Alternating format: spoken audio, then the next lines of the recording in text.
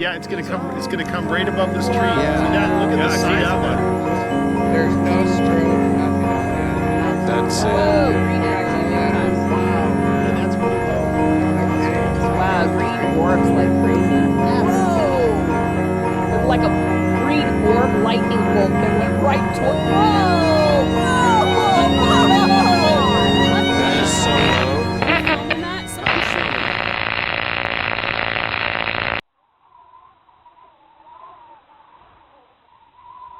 Among the towering stratovolcanoes of the Pacific Northwest, an event occurred in 1947 that the mainstream media took hold of.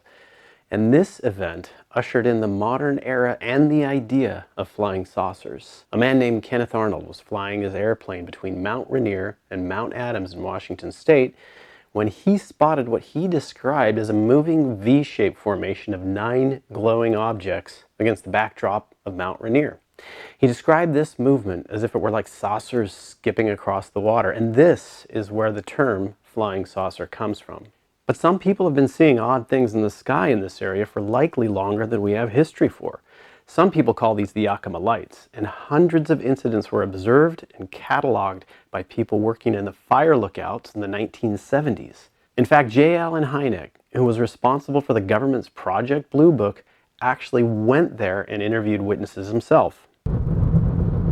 People have known for a long time that you can come to this location around Mount Adams, whether it's on the north, south, east, west side, and you can have some kind of UFO encounter. There's a lot of anomalous lights that occur in the sky around here, and people have known this before James Gilliland had even bought this property out here and turned it into Eceti Ranch. James Gilliland, he has been here over 30 years, watching, recording, and experiencing the phenomena, while the ranch receives thousands of visitors throughout the season.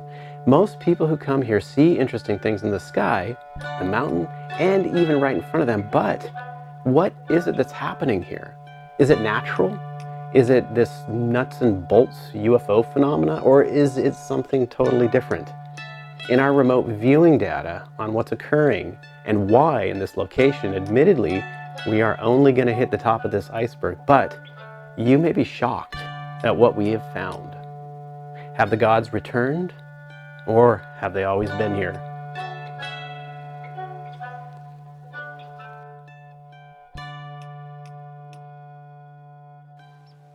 When we first began remote viewing what was happening out here, our basic question was, is it a natural phenomena, or is it something truly anomalous?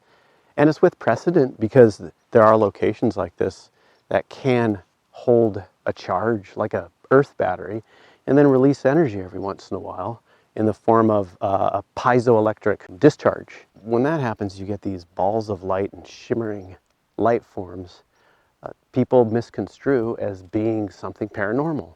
Take Joshua Tree National Park, for instance. We worked a project to understand some of the UFO and alien claims in that general area. Now, the park itself is full of these granite rock formations. Granite rocks contain quartz crystal, and under compression, this crystal can create a piezoelectric charge, and that can be discharged through balls of light or shimmering light forms. There was a photograph that somebody took out there. They claimed it was an alien, and we decided we wanted to look into this photograph to find out what the reality of it was. Well, we found that it wasn't an alien. Instead, the viewers clearly described the rock formations out there with energy emanating from them, and spoke specifically about the crystal contained in the granite and how it was discharging an electrical energy, even identifying Pencil Rock and Skull Rock, a famous landmark out there. So no alien there, and a very plausible explanation that can be backed up by science. Is it, at least in part, the same situation here? So, over a period of 4 months, I've taught a couple of remote viewing classes and spoke at an annual conference at Eceti. This has given me and my team the opportunity to remote view some of the past phenomena reported here, and more importantly, capture it on film myself.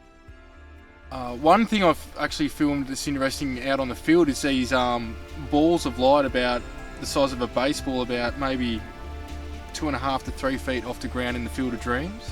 The whole field was like twinkly lights, and it was just thick, and it was the entire field.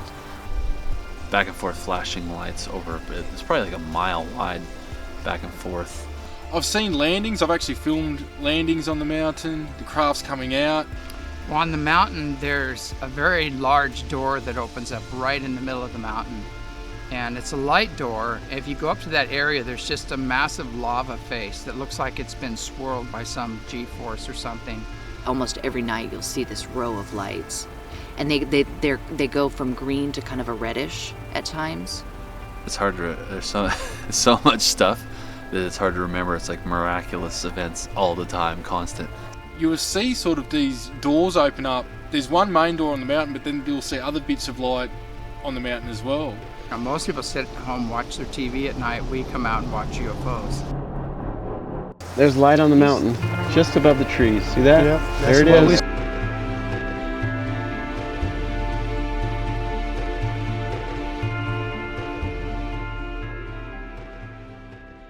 We've remote viewed many past incidents that have occurred out here, from lights that appear on the mountain in all sorts of different configurations, to mile-long repeating flashes, to individual bright lights that appear, all the way to some of the lights that fly low and slow over the ranch.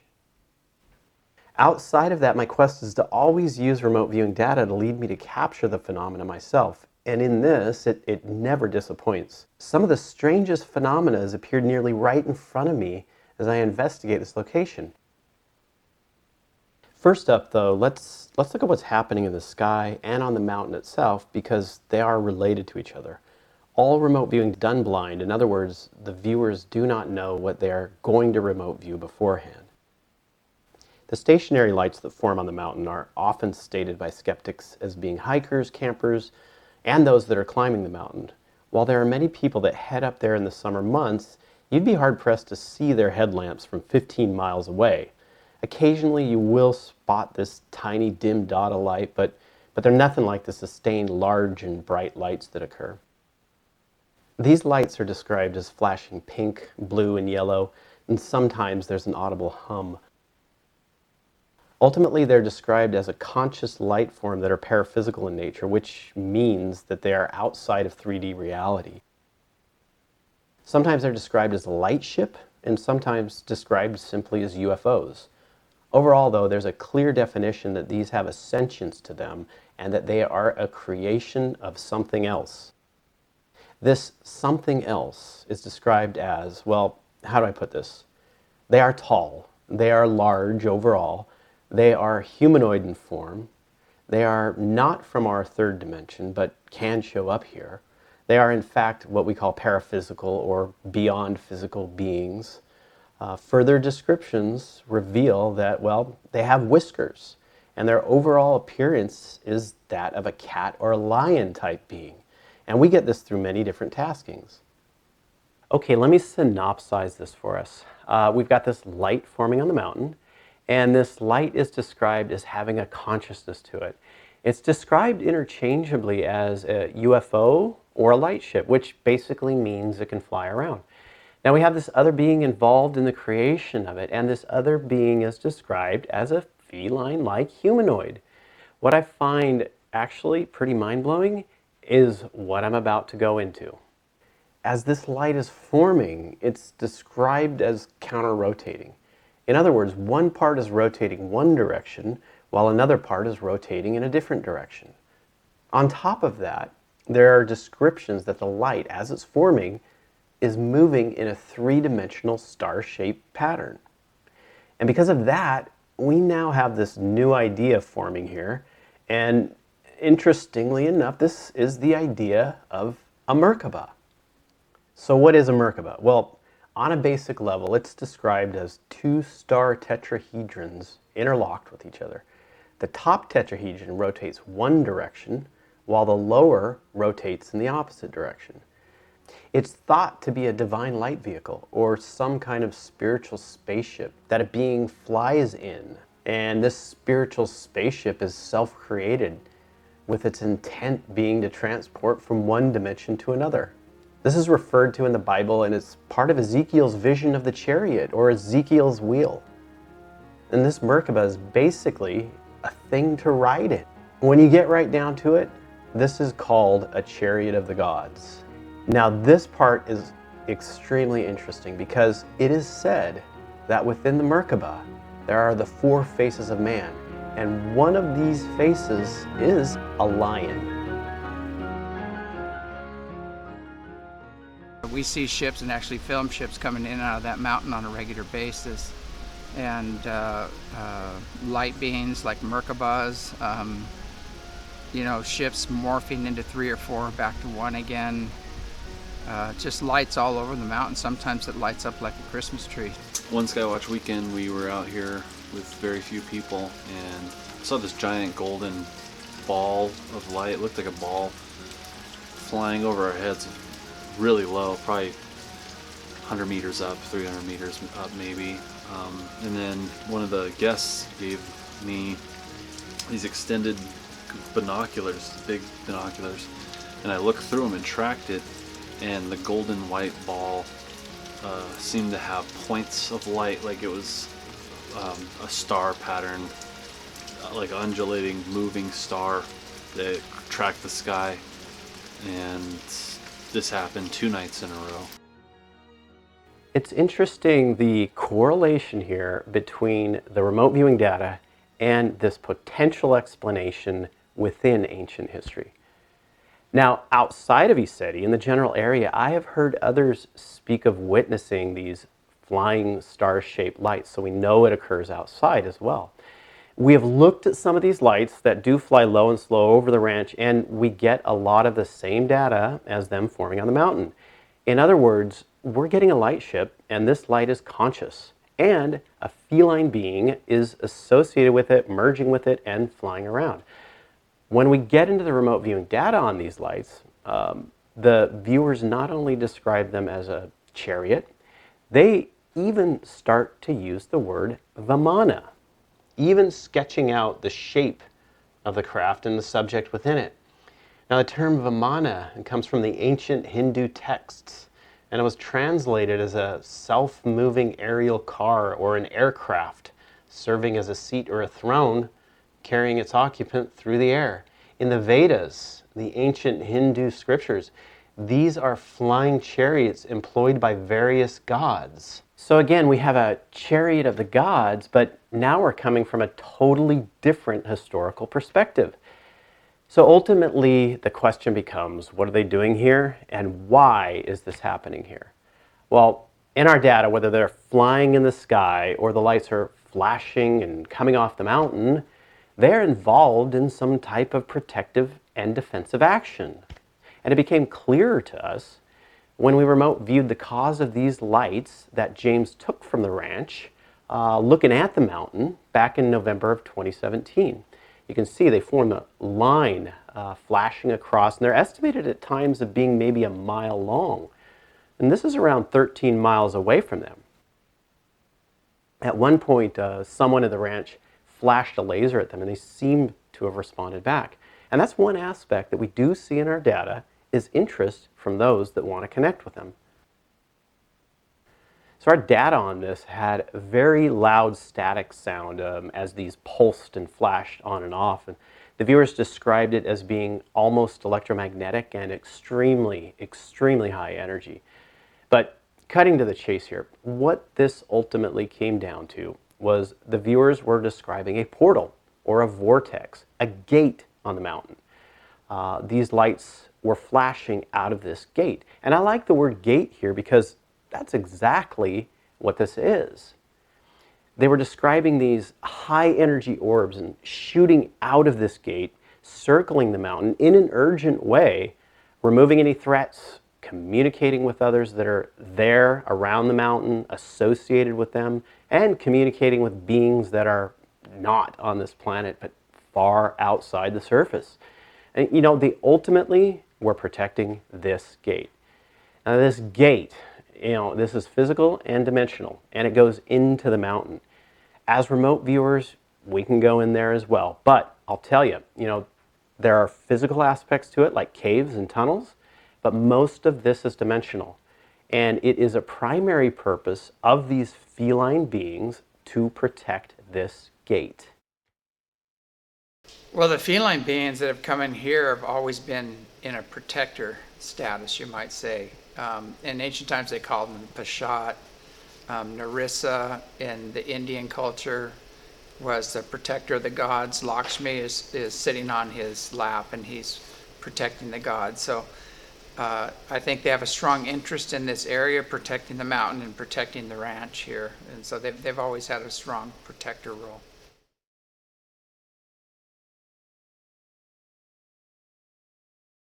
Beyond the mountain lights and what flies in the sky is incredibly varied, and it's not just what our data portrays, because it's only a slice, yet probably one of the most significant slices. Closer to home though, the ranch itself is bubbling with activity. My experience on the property runs from energetic elation to energetic exhaustion. Witnessing flashes and moving light forms that come and go on a regular basis right in front of me, the land under your feet here is charged, as is the air around you. Because of that, my focus shifted from the mountain and sky to my immediate surroundings in order to capture what I could on film up close. I think a lot of things come from right here. We typically remote view where to capture the phenomena on film so we can chase it down while we're out there. With this location though, you basically just show up and you're going to see things, whether it's on the mountain or in the sky. But you can physically feel areas where there's an increase or a change in energy, and that can lead you. You'll often feel this pressure in the head, or your body will tingle. It feels like there's a pressure, like a silence too. My arms are like your arms. And this is the field of dreams, where if you're paying attention, the phenomena will appear right in front of your face.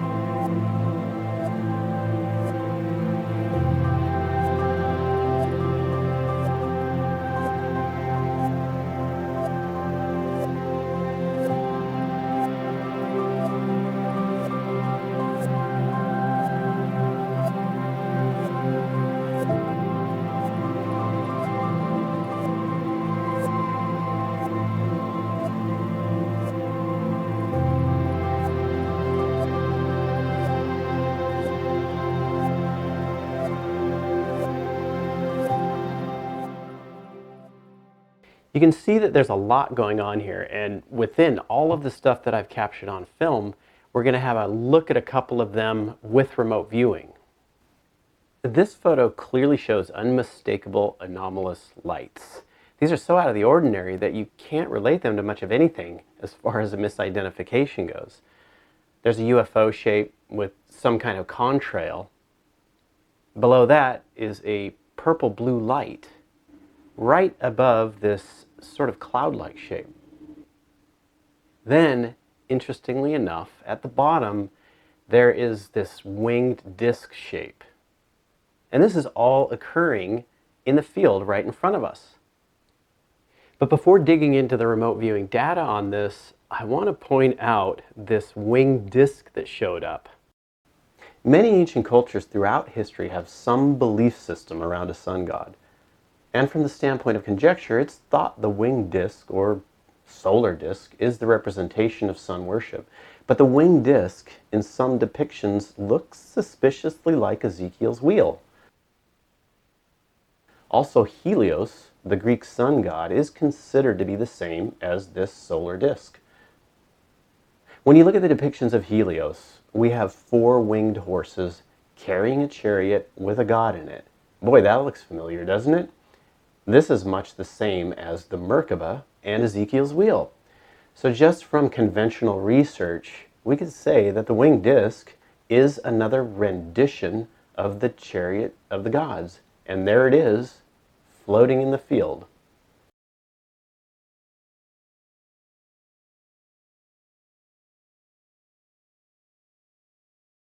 We want to know the cause of these lights and formations, whether that is a camera malfunction, human created, or something else. The data describes these as being observable and blinking in and out, not solid to us. We have repeated multiple subjects in the data, and they're described as small, white, somewhat larger eyes and head, and paraphysical or non-human in nature. They're happy and joyful, focused on and entertained by other subjects, which is likely me and some of the other people out there watching. I think this is where it gets interesting, though. The data turns toward the telling of something physics-related and quantum. Then it goes the route of a quantum point or a hole.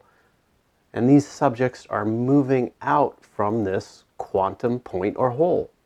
This hole is described as infinite. It's so tiny that you can't see it. And duality contradicts itself here, as large as small and small as large.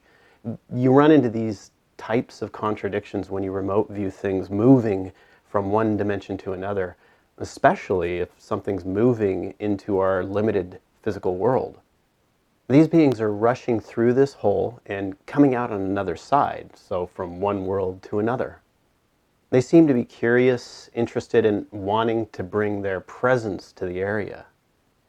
The idea, though, of a quantum hole is interesting because physicists postulate this to occur theoretically, and it's a wormhole that basically travels from one dimension to another, and our data begins to reflect this.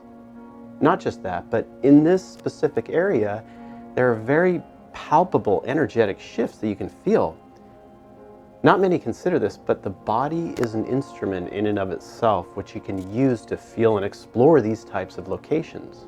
You know, you feel something in an area and you set up your camera and you start to take photographs and see if you capture anything. And you can see in this photo I took where I captured a blue ball of light popping through this quantum hole. And this is right in the exact location where I felt this pressure and buzzing. As for the individual elements that appear in the photo, this UFO shape, the bright flash of light, this winged disc, these are likely the ephemeral remnants and forms these things are creating as they move out of this quantum point and into our 3D world.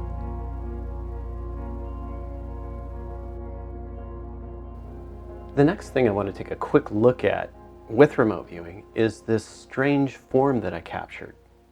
It almost looks like it has large eyes on top of this wispy appendage. With remote viewing, we want to know what this is, whether it's a camera malfunction, a cloud, some type of being perhaps, or anything else. The data describes these floaty and amorphous shapes forming in the air. They're spreading out and they're expansive. They also have a consciousness or identities, and these cloud-like beings have eyes. Ultimately, they are paraphysical in nature and they are kind and positive. I think the sketch of the smiling face is interesting because it has the shape of a lion, which is something that shows up thematically in the data, and it's always been what James Gilliland has seen and spoken about. What is also interesting is the deduction this viewer has repeatedly of gods or like gods. Now this goes back to the Merkava in earlier data and the historical context related to the chariot of the gods. When we get to this sketch with the form in the sky and the rocky cave feature, the viewer describes this area and talks about a door, which refers back to the gate on the mountain from earlier data and where much of the activity on the mountain is centered. The feline beings actually originated in the Syrian system, and they're throughout the Lyrian system as well. They're explorers. There's 3 different levels to them. What we found out, there's a humanoid cat-like being. We work with them a lot, but Geet is one who I work with quite a bit that comes here. And they're 5th dimensional beings. They're 6th dimensional beings that are more of a panther type being.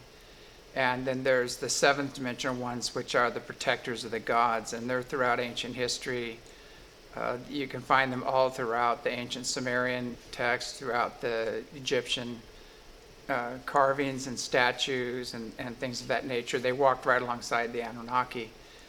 And they're returning right now with the benevolent Anunnaki. So we've been in touch with these beings for quite some time. The first time I had an experience with one was I went out of body, I ended up on a ship, and I saw a being in front of me that had long blonde hair, very beautiful, tall.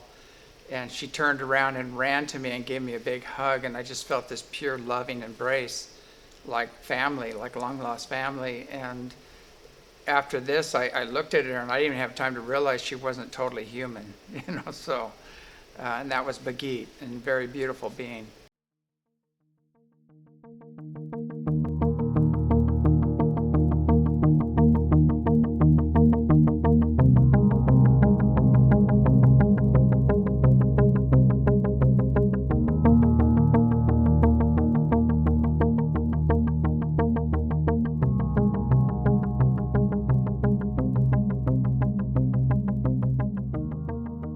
In all my years running remote viewing projects and doing expeditions, when we look at UFO events, we usually get more nuts and bolts type phenomena. It's the usual stuff. Big-headed, bug-eyed beings with some form of anti-gravity. But here, it's something on a much larger scale, something that goes very deep into human history. And there is a reason why this happens here. This also happens in other locations, and they have things in common. Remote viewing the question, in part, tells the story of a stacked multiverse, our 3D world sandwiched between other worlds, other dimensions. Among many factors, one is pivotal, a magnetic anomaly, where there's a huge increase in magnetism next to a deep dropout of magnetism. In these locations, the multiverse compresses and expands, and the layers touch, creating a doorway, a portal, where beings can move in and out easily.